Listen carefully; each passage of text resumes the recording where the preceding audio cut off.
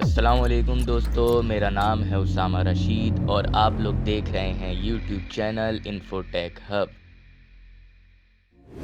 صلح حدیبیہ کے بعد آپ صلی اللہ علیہ وسلم کو پتہ چلا کہ خیبر کے یہودی مسلمانوں کے خلاف جنگ کرنے کا ارادہ رکھتے ہیں، تو آپ صلی اللہ علیہ وسلم نے تقریباً 1600 اصحاب کو جمع کیا اور خیبر پہنچ گئے۔ جب خیبر کے یہودیوں نے دیکھا کہ مسلمان جنگ کے ارادے سے داخل ہو گئے ہیں تو یہودی چلا کر کہنے لگے کہ محمد صلی اللہ علیہ وسلم اپنی فوج لے آئے۔ اب جب یہودیوں نے دیکھا کہ مسلمان آخر جنگ کے ارادے سے آئے ہیں تو ہر قلعے پر یہودیوں نے اپنی فوج تعینات کر دی اور قلعے کے ہر حصے میں تیر انداز کو کھڑا کر دیا جو کہ مسلمان پر تیر چلا رہے تھے۔ خیبر میں در حقیقت 8 قلعے تھے اور ان سارے قلعوں کے مجموعے کو ہی خیبر کہا جاتا تھا۔ خیبر نہایت ہی زرخیز علاقہ تھا جہاں کافی زیادہ تعداد میں کھجوریں لگا کرتی تھیں۔ پہلے قلعے کو فتح کرنے کے لیے آپ صلی اللہ علیہ وسلم نے کئی صحابہ کی سربراہی میں لشکر روانہ کیے، لیکن ہر بار مسلمانوں کا قافلہ کامیاب نہیں ہو سکا۔ جیسے ہی مسلمان پہلے قلعے کے قریب بڑھتے تو یہودی تیر انداز تیر برسانا شروع کر دیتے اور مسلمان زخمی ہونا شروع ہو جاتے۔ مسلمانوں کا جو لشکر فتح کرنے کے ارادے سے جاتا تو وہ واپسی مایوسی کے ساتھ ہی لوٹتا۔ پہلے قلعے کا سردار تھا مرحب، جس کے بارے میں خیبر میں مشہور تھا کہ اکیلے یہ 1000 بندوں کے برابر ہے۔ اس نے باہر آ کر اشعار پڑھنا شروع کیے اور کہنے لگا کہ میں ہوں مرحب اور میں ہوں پورے ہتھیاروں سے لیس، میں ہوں پورے عرب میں مشہور، پورا عرب میرے بارے میں جانتا ہے، کون ہے جو میرے مقابلے میں آئے۔ سلمہ ابن اقویٰ کے ماموں حضرت عامر رضی اللہ تعالی عنہ اس مرحب کے مقابلے میں آئے۔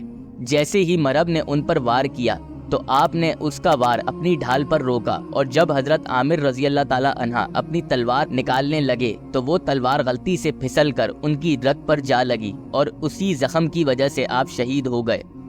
اب اس وجہ سے مسلمانوں کے حوصلے پست ہونا شروع ہو گئے، تو تب رسول اللہ صلی اللہ علیہ وسلم خیمے سے باہر آئے اور فرمانے لگے کہ کل میں جھنڈا اس شخص کے ہاتھ میں دوں گا جس سے اللہ اور اس کا رسول محبت کرتا ہے، اور وہ شخص بھی اللہ اور اس کے رسول سے محبت کرتا ہے۔ تمام اصحاب فرماتے ہیں کہ ہمیں اس دن نیند نہ آ سکی صرف اس وجہ سے کہ اللہ کے رسول کل کس کے ہاتھ میں جھنڈا دیں گے۔ اب اگلے دن رسول اللہ صلی اللہ علیہ وسلم دوبارہ خیمے سے باہر آئے اور حضرت سلمہ ابن اقویٰ رضی اللہ تعالی عنہ سے کہا کہ علی کہاں ہیں؟ تو انہوں نے فرمایا علی اشوب چشم میں مبتلا ہیں۔ جب حضرت علی رضی اللہ تعالی عنہ حضور پاک صلی اللہ علیہ وسلم کے سامنے آئے تو آپ صلی اللہ علیہ وسلم نے اپنا لعاب دہن حضرت علی رضی اللہ تعالی عنہ کی آنکھوں پر ملا، جس سے ان کی آنکھ بالکل صحیح ہو گئی۔ پھر آپ صلی اللہ علیہ وسلم نے جھنڈا حضرت علی رضی اللہ تعالی عنہ کے ہاتھ میں دیا تو حضرت علی رضی اللہ تعالی عنہ خوش ہو کر کہنے لگے کہ میں ان سے آخری دم تک لڑوں گا۔ حضرت عمر فرماتے ہیں کہ میں نے کبھی بھی قیادت کی خواہش نہیں کری سوائے اس دن کے۔ اب حضرت علی رضی اللہ تعالی عنہ اپنا لشکر لے کر پہلے قلعے کی طرف بڑھے۔ جیسے ہی حضرت علی قلعے کی طرف پہنچے تو مرحب وہی اشعار پڑھتے ہوئے مقابلے کے لیے سامنے آ گیا۔ حضرت علی رضی اللہ تعالی عنہ پر مرحب نے وار کیا تو حضرت علی نے اپنی ڈھال پر اس کا وار روکا، لیکن پھر حضرت علی نے اپنا ایک وار کیا تو مرحب نے اپنی ڈھال پر روکا۔ حضرت علی کے اس وار نے مرحب کی ڈھال کو توڑا اور اس کے سر پہ جنگی ٹوپی کو توڑا اور وہ وار اس کے جبڑے تک جا پہنچا اور مرحب وہیں پر جہنم غرق ہو گیا۔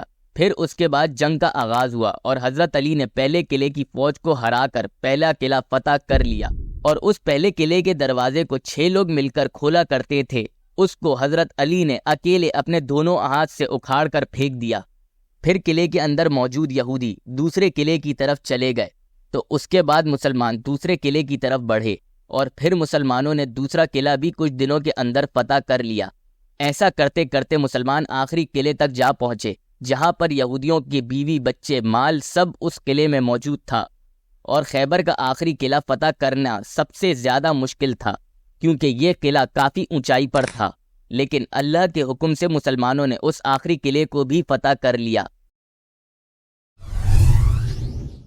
اب یہاں پر کچھ مورخین لکھتے ہیں کہ 3 قلعے مسلمانوں نے لڑ کر جیتے اور باقی قلعے کے یہودیوں نے ہتھیار ڈال دیے تھے، اور کچھ مورخین لکھتے ہیں کہ مسلمانوں نے سارے قلعے لڑ کر فتح کیے تھے۔ لیکن اس فتح کے بعد رسول اللہ صلی اللہ علیہ وسلم نے یہودیوں کو خیبر سے در بدر نہیں کیا، بلکہ معاہدہ یہ طے پایا کہ یہودی اپنی پیداوار اور مال کا آدھا حصہ مسلمانوں کو دیں گے، اور اس معاہدے کو یہودیوں نے خوشی خوشی قبول کیا۔ اس فتح کے بعد مسلمانوں کے پاس بہت سارا مال جمع ہوا، اتنا مال کہ مکہ سے آئے ہوئے مسلمان بھائیوں نے اپنے مدینہ کے مسلمان بھائیوں کو اپنے قرض ادا کیے، اور مدینے کے مسلمان عرب کے امیر لوگوں میں شمار ہونا شروع ہو گئے۔ حتیٰ کہ حضرت عمر رضی اللہ تعالیٰ عنہ فرماتے ہیں کہ مکہ سے مدینہ ہجرت کرنے کے بعد سے لے کر آج تک ہم نے آج پیٹ بھر کر کھانا کھایا ہے۔ جنگ خیبر کے بعد حضرت علی پورے عرب میں اپنی بہادری اور طاقت کی وجہ سے مشہور ہو گئے۔ اگر آپ لوگوں کو ہماری یہ ویڈیو پسند آئی ہو تو لازمی ہمارے چینل کو سبسکرائب کر دیں۔ ابھی کے لیے ہمیں دیں اجازت، اپنا بہت سارا خیال رکھیے گا۔ اللہ حافظ۔